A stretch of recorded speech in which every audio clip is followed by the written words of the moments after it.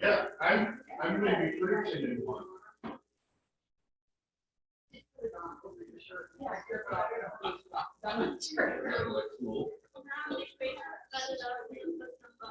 Yeah, we just cut it up the middle and then Rachel can sew some buttons in there.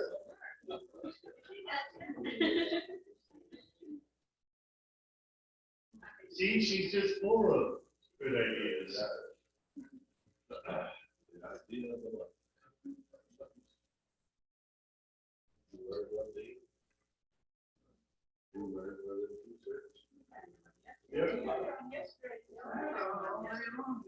Yeah, I wore it all day too.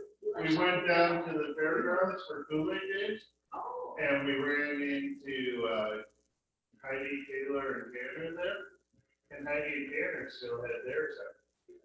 Taylor took hers off, but she's a teenage girl, so you know, you're very concerned about how you look.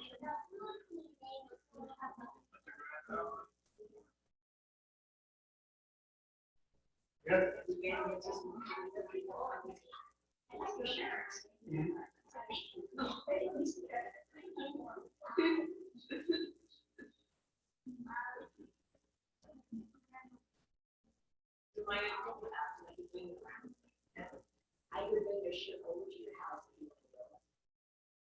Rachel's got this shirt. No, that's Swan.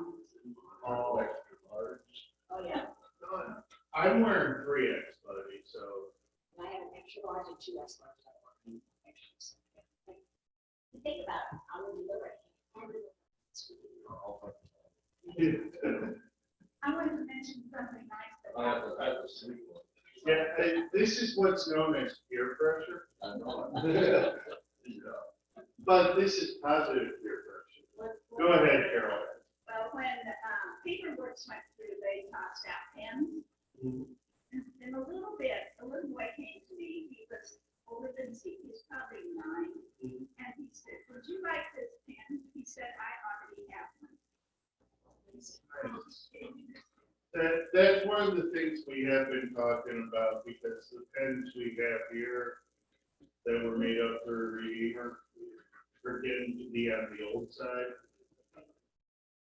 Some of them do, some of them don't.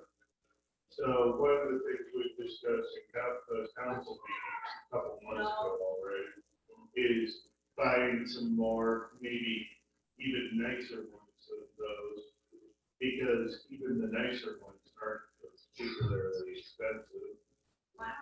And then we'll have something, because you hand out a business card or a Kool-Aid packet or something like that, it's getting pitched. That's good. This would be something. Some people always want more pens. How many times have you spent part of your day going, where's a pen? No. The governor candidate handed out yardsticks, those were kind of popular too. Oh, yeah, if you got rambunctious little boys, yardsticks are useful. And you were not supposed to use them as swords. Somebody said that as they handed them out. They're not, so they're almost just like bullets. The battery is dead, but my son gave me this from a light place out to light. Something like Christ the light of the world. I honestly, I haven't put too much research into it since we discussed it. There's been a lot of things this summer. Somehow summer's been busier than the problem.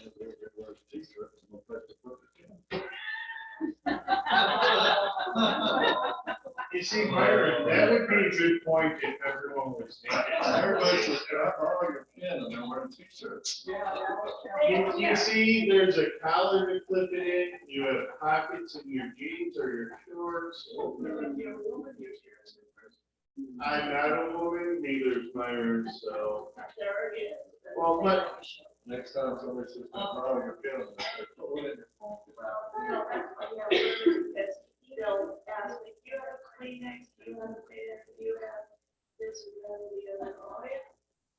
you Then have, they make fun of me. do you have a library card for a library in a part of the city you've never gone to, even halfway around the world in a place you're not going back to?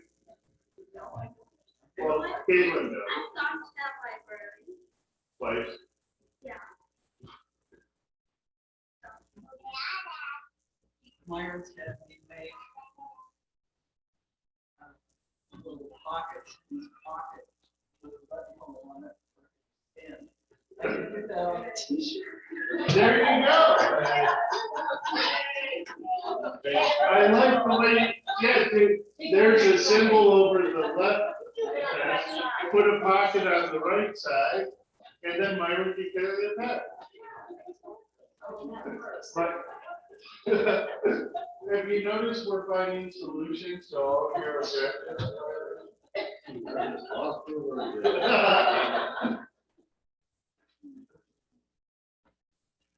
Got Rachel, can cut up the middle, so buttons on to it, and then put a little pocket right here, and Myron will be happier. T-shirt. Yeah. But I have to put collars and long sleeves. Hey, your forearms are not that intimidating, don't worry.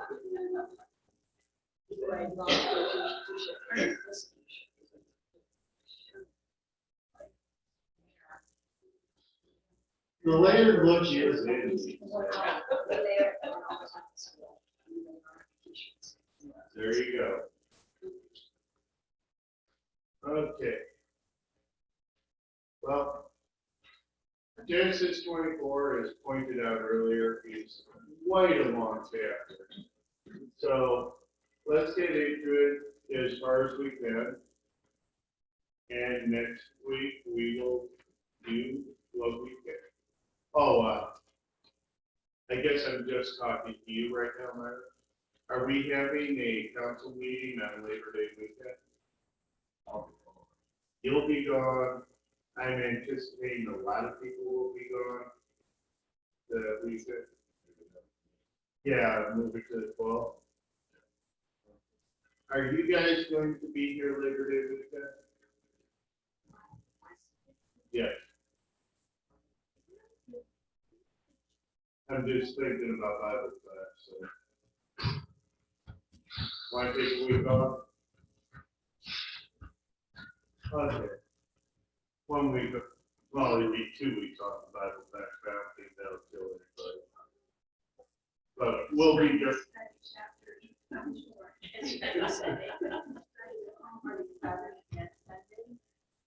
yeah, next Sunday we'll have Bible class. Oh, we can go either way on that.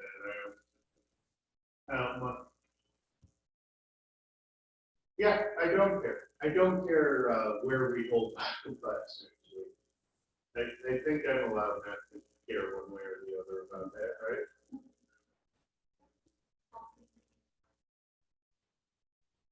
Okay. Chapter 24, do I have a volunteer named Caitlin to start reading? Okay. Then, someone, go ahead, Joe. Abraham was very old, well into old age. The Lord had blessed Abraham in all things.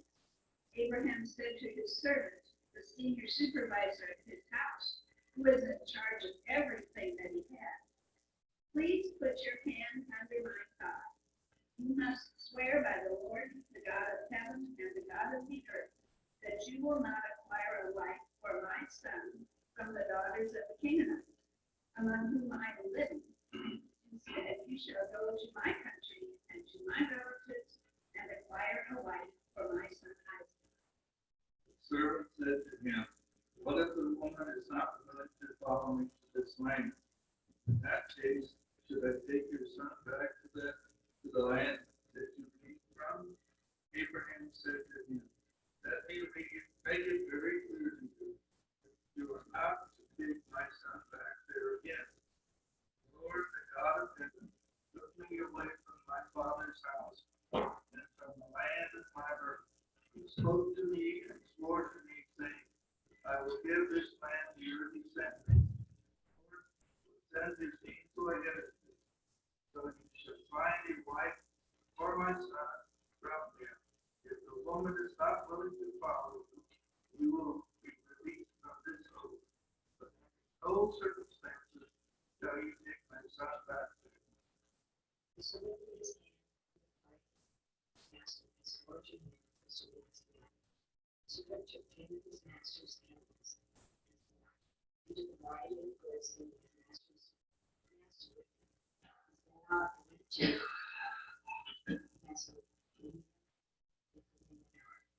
made the camels kneel down at the well outside the city.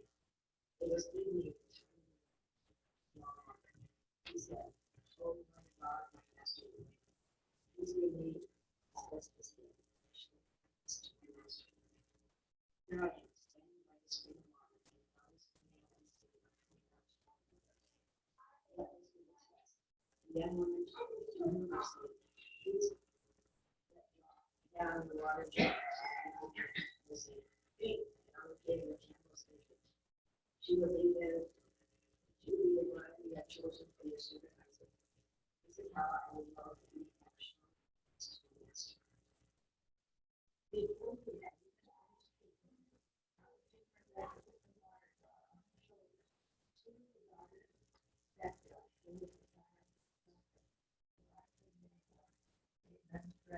the young lady was very good at people that. She went down to the spring, looked at the water and came up. The servant answered people and said, "Please give me a drink, a little water from your father's house." She said, "Drink, my lord." She quickly let down her water jar into her hands and gave him a drink. When she was done giving him a drink, she said, "I will also draw water for your camels until they have finished drinking." She hurried and emptied her water jar into the trough, ran to the well again to draw more water, drew water for all of his camels. The man remained silent and watched carefully to find out whether the Lord had made his journey successful or not. Then, when the camels were finished drinking, the man took a gold nose ring that weighed half a shekel and 2 gold bracelets that weighed 10 shekels from the wrist. Then he asked, "Whose daughter are you? Please tell me. Is there room for us to stay in your father's house?" She said to him, "I am the daughter of the fool of Milcah, whom you bore to Nahor, whom she bore to me."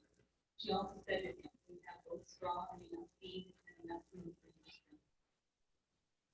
The man bowed his head and worshiped the Lord. He said, "Blessed be the Lord, the God of my master Abraham, who has not forsaken his mercy and faithfulness toward my master. Indeed, the Lord has guided me to the house of my master's relatives." The young lady ran and told her mother's household about these things. Rebekah had a brother whose name was Laban. Laban ran out to the spring to meet the man. When he saw the nose ring and the bracelets on his sister's wrist, and after he heard the words from Rebekah, his sister, who said, "This is what the man said to me," he went to find the man, and there he was standing next to the camels by the spring. Laban said, "Come with me, you who are blessed by the Lord. Why are you standing outside when I have prepared the house and a place for the camels?" The man came to the house and unloaded the camels. Laban gave him straw and feed for the camels, and water to wash his feet and the feet of the men who were with him. Food was set before him to eat, but he said, "I will not eat until I have delivered my message." Laban said, "Tell us." He said, "I am Abraham's servant. The Lord has blessed my master Laban. He has become great. The Lord has given him flocks of herds, silver and gold, male servants and female servants, camels and donkeys. Sarah, my master's wife, bore a son for my master. My master has given him everything that he owns. My master made me take an oath. He said, 'You must not acquire a wife for my son from the owners of the kingdom, whose land I am visiting. Instead, you shall go to my father's house and to my relatives and require a wife for my son.' I asked my master, 'What is the woman when I follow?' He said to me, 'The Lord in whose presence I walk will send the angel with you and give your journey success. And you will acquire a wife for my son, from my relatives, and from my father's house. But you will be released from my oath if, when you have come to my relatives, they do not give a gift to you, then you will be released from my oath. Today I came to the spring and said, O Lord, the God of my master Abraham, if you now will bless my journey with success, here I am standing by the spring of water. Let this be the test. If the virgin who comes out to draw water, the one who might say, please give me a little water to drink, but the water diller tells me, great, and I will also draw water for your camel. Will be the woman whom the Lord has chosen for my master's son. For I have finished saying this to myself. Out came Rebecca with her water jar on her shoulder, went down to the spring and drew water. I said to her, please give me a drink. She hurried and lowered her water jar from her shoulder and said, drink, and I will also give you your camels a drink. So I drank, and she also gave the camels a drink. I asked her, whose daughter are you? She said, the daughter that will Laban's son, who Milcah bore for him. I put the ring on her nose and the bracelet on her wrist. On my hair and worship the Lord. And bless the Lord, God, my master. That led me in the right way to find the daughter of my master's brother, his wife for his son. Now you who show mercy and faithfulness to my master here, tell me. Tell me so that I may know whether to turn to the right or to the left. This man has been true to that Lord. He cannot say anything to you. Look at that. Give her a book. And that will come over. That's just sad. So when I heard the word, he bowed down to the ground before the Lord. Just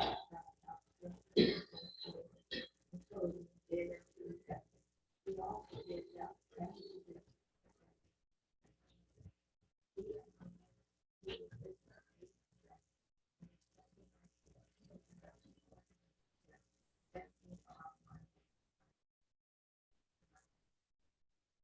Brother and mother said, let the young lady stay with us a few days, at least 10.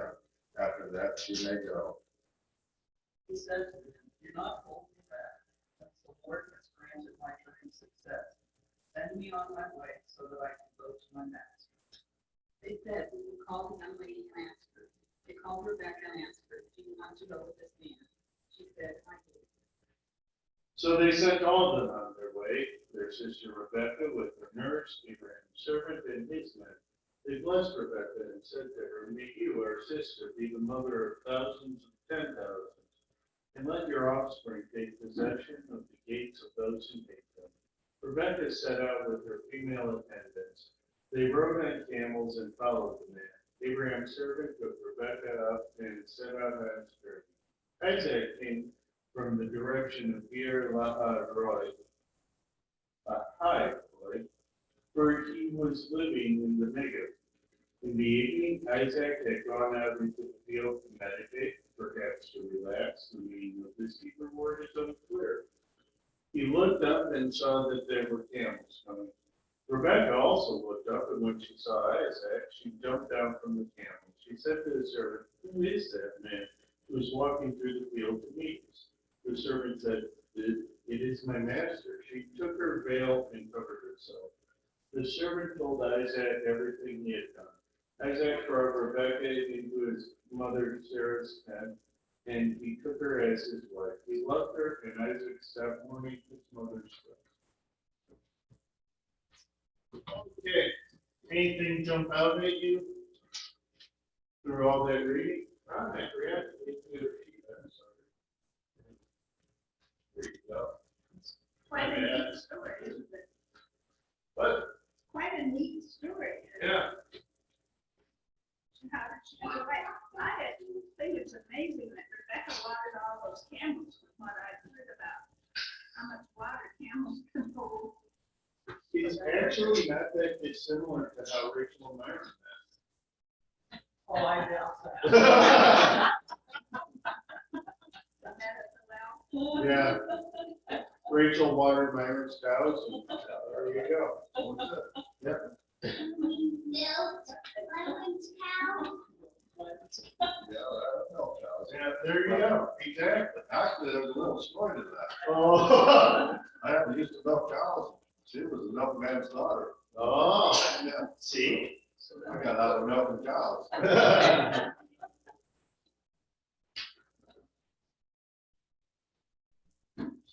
So, anything else to about it, you guys? I don't know how much a shekel is. 4/10 of an ounce. Putting in the nose ring, that's something. Huh?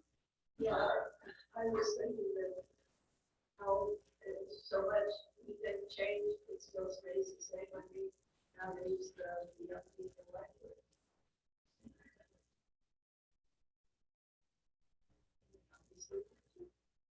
Oh.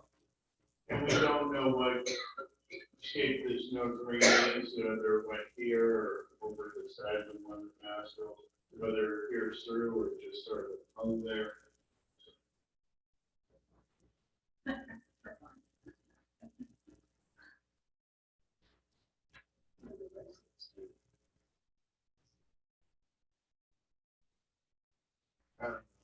They don't do much for me. And how willing Rebecca was to know. To another country.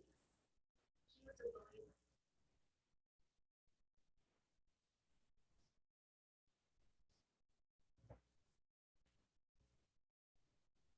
So why was Abraham insistent on where Isaac's wife would come from? See how the Canaanites lived.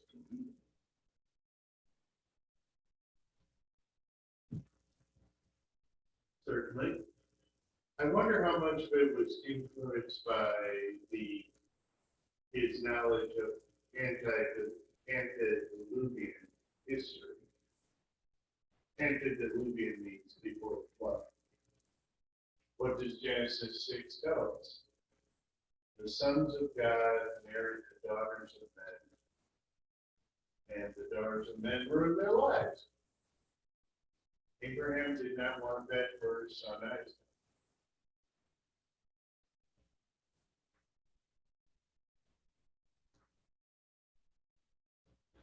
Got a question, it's probably neither here nor there. Reading on to Psalm 25, Abraham took a wife, wonder where she was from.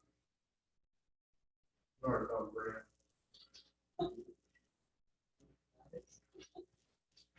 I'm not sure where that is either, but I like the name, so I'm going with Northumbria. I just wondered if she was somebody from there or if she was. I don't know much about Keturah myself. The Bible doesn't tell you much about Keturah.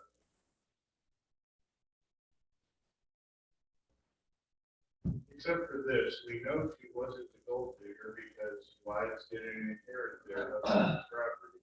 Sons.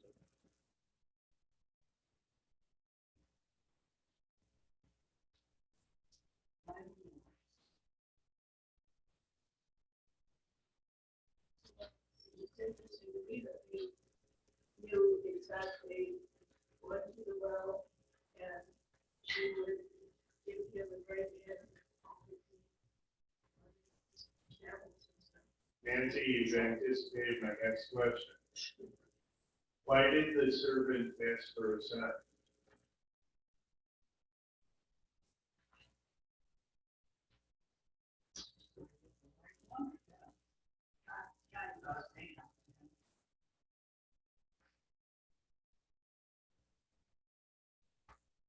I was struck by it because of something Jesus said. It is a wicked generation who asks for signs and miracles. Why did Jesus say those words?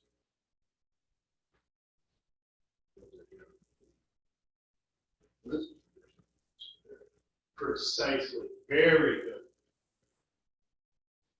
The servant is asking out of faith for a son. Look, there's a bunch of women here. Let this be the right one, God. I know you're gonna guide me, but I'm not smart enough to figure this out, so show me. The people Jesus was talking to, they were asking for a sign out of unbelief. We don't believe what you're saying, so prove it with the sign. It's completely different, right? Context is extremely important. And that's going to come up again in the sermon. Take a look at verse 1. If someone would read that verse for me, please. 20.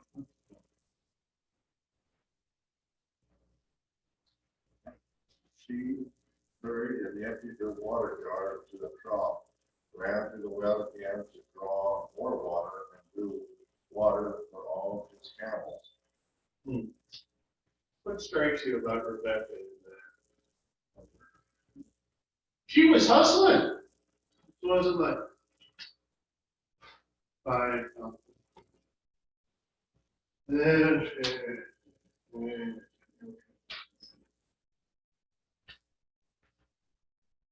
she was on the up. She was moving fast. I also think that's through traveled a long way, so she had to know that. That's the most familiar, let me know that.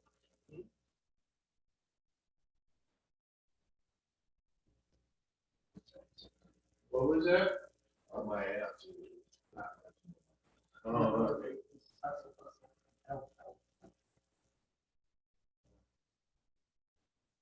It was good. Now, the way the servant prayed several times in this is, I found it curious. I want to see if you see it.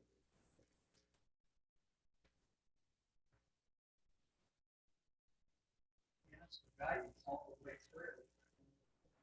Yeah, but how? How does he describe that? How does he describe God? Yeah. He bowed his head, so he humbly asked. The God, isn't that interesting? The God of my master, Abraham, he doesn't claim him as his God. He claims him as his master's God. Yet everything he does indicates belief. I don't have a broader point than that, other than that it's such an interesting way to talk about it, don't you think?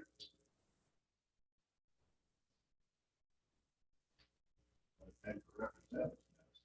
Mhm. Yeah, I just thought it was a fascinating way to speak, so I brought it up. So how did Laban receive this servant?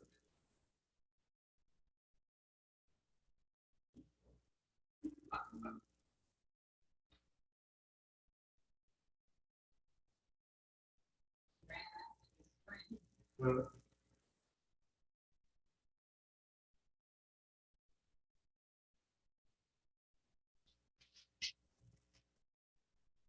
He got pretty excited when he saw the nose ring and the bracelets.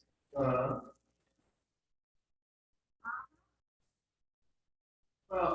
Didn't ride to him. we're gonna talk about that in a second, but Laban comes up again. Laban does not come off as a great guy when he comes up again. Kind of a tool. But in this, okay, this is what that was. Okay. We'll go along with it. It's interesting how he reacts when it's his daughter as opposed to his sister.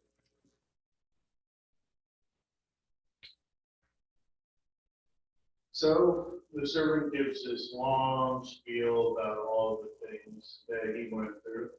And Laban, the brother, Bethuel, the father, how'd they react to it?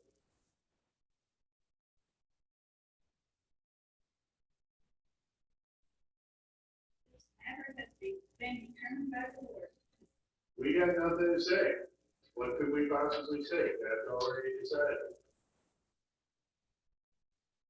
So there were a lot of expensive gifts. Why?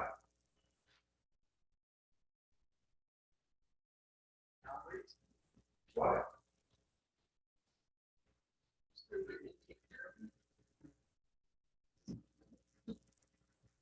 I imagine that's part of it. Why else would you give it out? When we meet Rebecca, what does she do? She's working. Yep, they're losing a worker. That's the original purpose of dowry, to make up for the lost labor of one of your children. It's what the wife's family gives. It's a matter of perspective. How do you view the woman? As a net positive as far as income goes, or a net negative? What part of the world? Yep. How much they call them? 20,000. We had a friend of ours in China paid 20,000 RMB, roughly.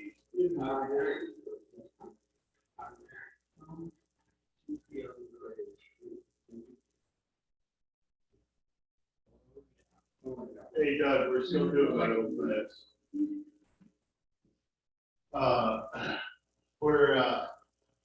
It depends on how you view your wife. Is adding a wife an added burden on a working man, or is losing a daughter an added burden on a family? In these times, losing the daughter was considered an added burden, so you paid money.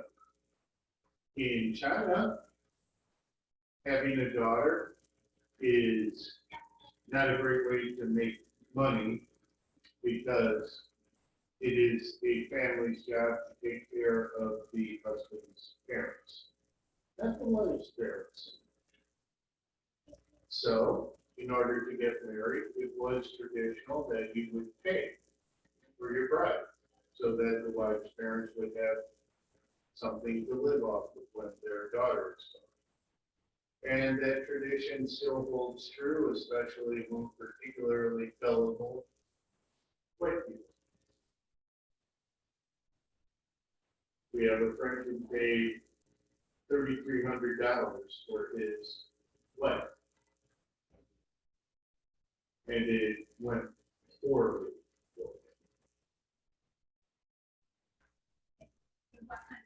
Got it. Yep. Take a look at verse 6. What do you see in verse 6?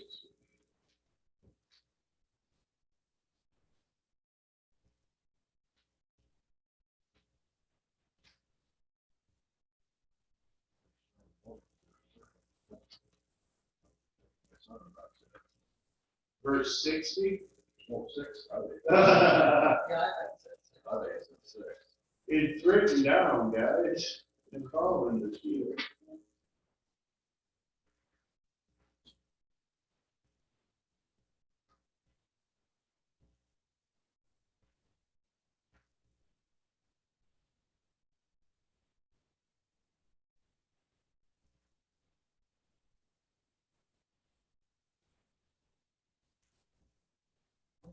It wishes for.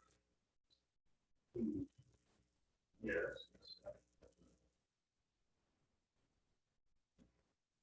There's a touch of that, isn't there?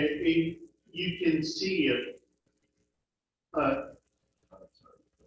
Yeah, well, that's it, I don't think this was necessarily in their minds a messianic prophecy, but God worked it out to be,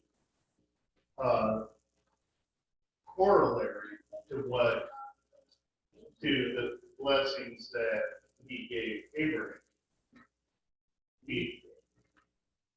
May you be the mother of thousands of tens of thousands. Well, that actually ended up being fulfilled both literally in the Jewish people and figuratively among believers, right? So, Rachel, you're just undercutting me hard right now. That's okay. Yeah, we've only got one more question to go. Okay, so where did Isaac take Rebecca? Where did Isaac take Rebecca? To his mother's tent. Isn't that curious? Curious on two levels. First of all, what happened to Sarah? Yeah, she's dead. Why is her tent still up? What purpose is that serving?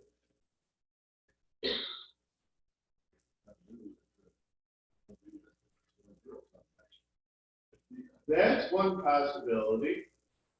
Another possibility is Isaac was still in mourning. He missed his mom, which is the last words of this chapter. And Isaac stopped mourning for his mother. We don't know much about the customs of the people after someone died, if they leave their tents up for a long time. Well, we don't know. I just found that detail fascinating. So, It raises, it indicates a great esteem, this whole chapter for women. yeah, but the Bible's anti-this. Don't you know that? Well, you also, if you read 1 Corinthians chapter 7, spouses should not deny themselves to each other. You should only take a break for a short time for prayer and then come together immediately because the times are evil. Reading that with modern eyes and the way it has been corrupted by some people, it's saying that modern people will read that and think, oh, so husbands can just demand sex of their wives whenever they want to. Sorry, we're talking about grown-up stuff here. If you need to explain it to Amy later, I apologize. Well, actually, I don't. He's gonna hear this one way or another and better hear than in school, right? But that's not the way that chapter was originally intended. To a ancient Greek man, that would be a shocking thing to say. Because an ancient Greek man would take a wife for progeny, and then take whomever he wanted, male or female, for pleasure. And his wife was not allowed to say a single thing about it. 1 Corinthians chapter 7 is empowering for women in ancient Greece because it said that they have equal claim to their husbands as their husbands have to them. And that was revolutionary at that time. That was stunning. That was amazing. Christianity is historically for a woman far more so than any other ancient society in which it was written.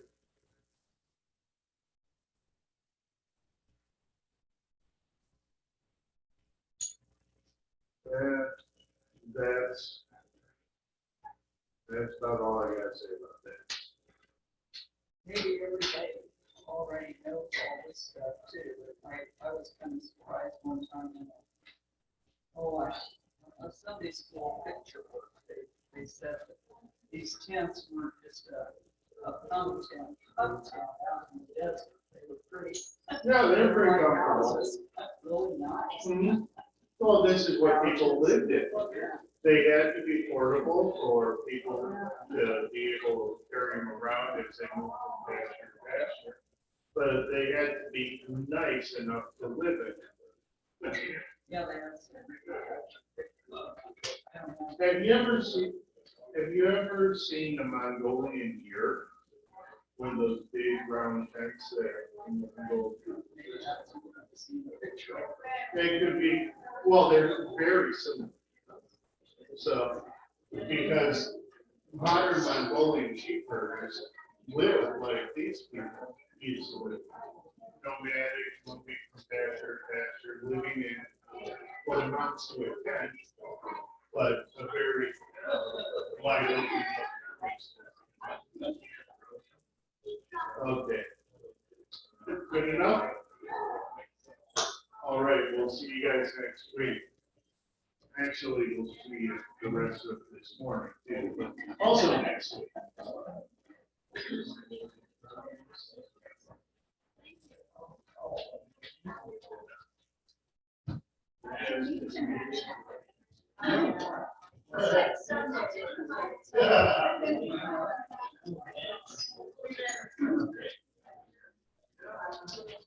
My back.